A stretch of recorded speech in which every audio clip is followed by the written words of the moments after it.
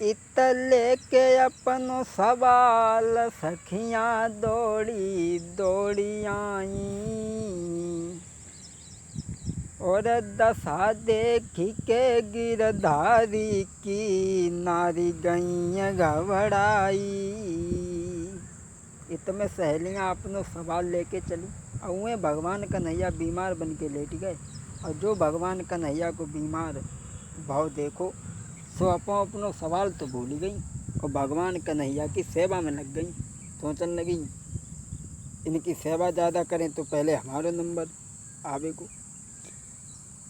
महाराज कृष्ण से कहने लगी समझाई, और किस कारण से यो सामरिया बहु बदन मन ही नहीं। अब तो सखियाँ भाज के चली हाथ में पंखा ले आई, अब तो सखियाँ भाज के चली हाथ में बिजना ले आई।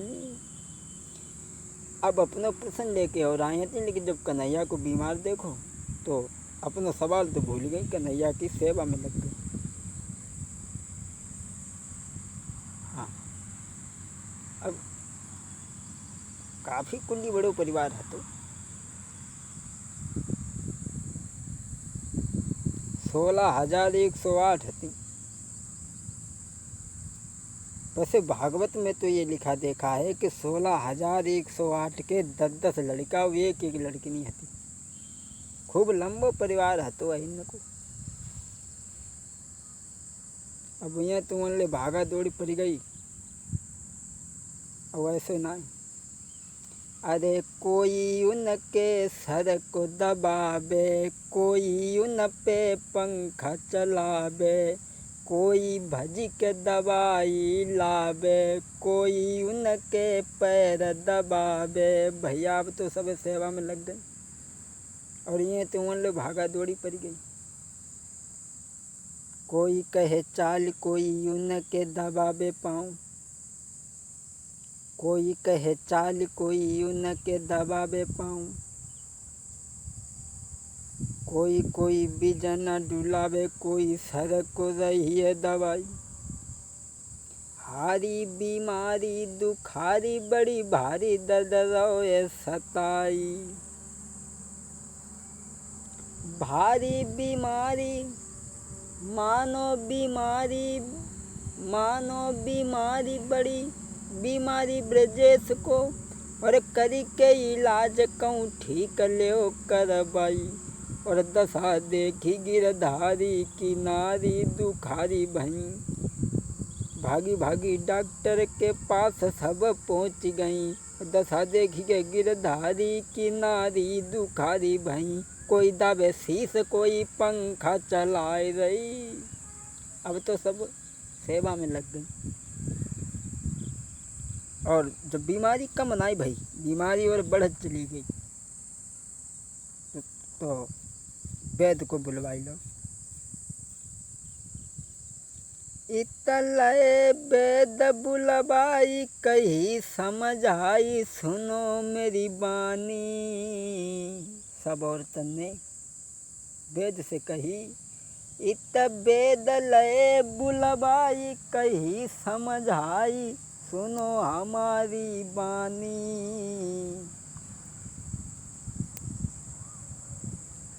जो मन आवे सोई ले जाइयो रे के, ठीक करो गिरधारी। तभी बोली इत वेद लय बुलवाई कही समझाई, सुनो हमारी बानी। और मन आवे सो दौलत लियो देऊ, शाम को ठीक बनाई। सब डॉक्टर से बोली कि वैद्य जी सोनो चांदी चाहे सब ले जाइयो, जो चाहिए सो ले जाइयो, लेकिन कन्हैया को ठीक करो। और बोली मेरे ठीक होई भरतार के तुमको बहुत इनाम में दूंगी। हाई बिन सामरिया के घर में न पिए पानी, अरे बिना सामरिया के घर में पिए न पानी। बोली वैद्य जी कन्हैया को ठीक करो, तुम्हारे मन में जो हो तो सोनो चांदी दौलत सब ले जाइयो, लेकिन कन्हैया को कब तरीका से ठीक करो। अब कन्हैया को सारो पाए के वेद कन्हैया की बात को ताड़ी को समझ गो। बोलो भगवान ने हमें इनके घमंड दूर करने के लिए बुलाओ है। जब तक रुक्मिणी बोली वैद्य जी कन्हैया को ठीक करो, धन दौलत जितनी भी चाहना तुम ले जाना, लेकिन कन्हैया को ठीक करो, मैं इनके बगैर नहीं जी सकूंगी। और जब तक दूसरी स्त्री आगे बढ़ के बोली वैद्य जी देखो ना इन्हें ज़्यादा परेशानी है और इन्हें ठीक करो। और दूसरी स्त्री बोली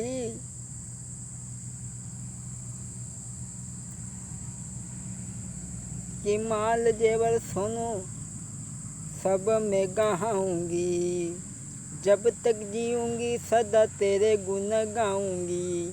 करना फकत बस इतनो ही काम ठीक होई घनश्याम, करना फकत बस इतनो ही काम ठीक होई घनश्याम। बोली वैद्य जी कन्हैया को ठीक करो, तुम जो चाहो सो ले जियो। और बोली होई कोई सेवा मेरे लायक वो बताना तुम, होई कोई सेवा मेरे लायक वो बताना तुम। हुई माला माल इस घर से जाना तुम, दूंगी तुम्हें मैं बहुत इनाम ठीक होई घनश्याम, दूंगी तुम्हें मैं बहुत ही इनाम ठीक होई घनश्याम। माल जेवर सोनो सब मैं गहाऊंगी, जब तक जीऊंगी सदा तेरे गुण गाऊंगी। करना फकत बस इतनो ही काम ठीक होई घनश्याम। दूसरे नंबर की औरत बोली महाराज इन्हें ठीक करो, कन्हैया को ज़्यादा परेशानी है, तुम जो चाहना सो ले जाना, सोनो चांदी माल जेवर जो कुछ। सो वेद कन्हैया को इशारों पाए के समझ गो कि इनका घमंड दूर करने के लिए हमें बुलाया है। और जब तक तीसरी स्त्री बोली वैद्य जी कन्हैया को ठीक करो, मैं बिना कन्हैया के नहीं जी पाऊंगी।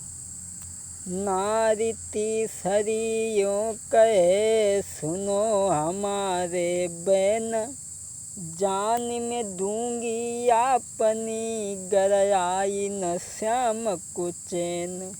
बोली मैं अपनी जान दे दूंगी अगर कन्हैया को चैन ना आया। और बोली श्याम सुंदर, श्याम सुंदर हमें बताओ कि तुम्हें क्या बीमारी है, क्या परेशानी है। और वो बोली कहो क्या तुम्हें बीमारी है, पूछी रही तेरी नारी है। कहो क्या तुम्हें बीमारी है, पूछी रही तेरी नारी है। श्याम बताओ तुम्हें क्या परेशानी है, क्या बीमारी है। और बोली जो दिल की बातें हैं वो बोलो प्रभु हमसे, मन ही दुखी है पूछे नारी तेरी। बताओ बताओ बताओ क्या बीमारी है, पूछी रही तेरी नारी है। कहो क्या तुम्हें बीमारी है, पूछी रही तेरी नारी है। अब सब समझाई कि बोली कि तुम सोनो चांदी माल जेवर जो कुछ चाहिए तो सब ले जाइए, लेकिन कन्हैया को ठीक करो। अब भगवान कन्हैया को इशारों पाए के वेद बोले, पाई इशारों श्याम को कहें वेद समझाई, ठीक कृष्ण हो जाएंगे पति देवे पे जनी भाई। वैद्य बोले कि तुम लोग पतिव्रता हो और समझदार हो, बेमतलब में रो रही हो, रोने से कुछ नहीं होता। कन्हैया ठीक हो जाएंगे अगर कोई पेज निभा दी। बोली पेज? कैसी पेज?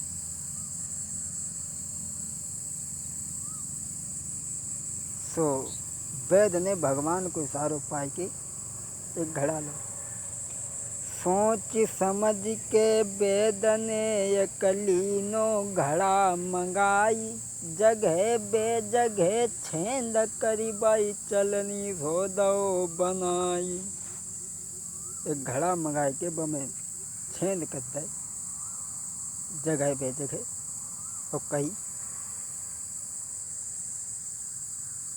कन्हैया ठीक हो जाएंगे अगर कोई हमारी पेज निभा दे।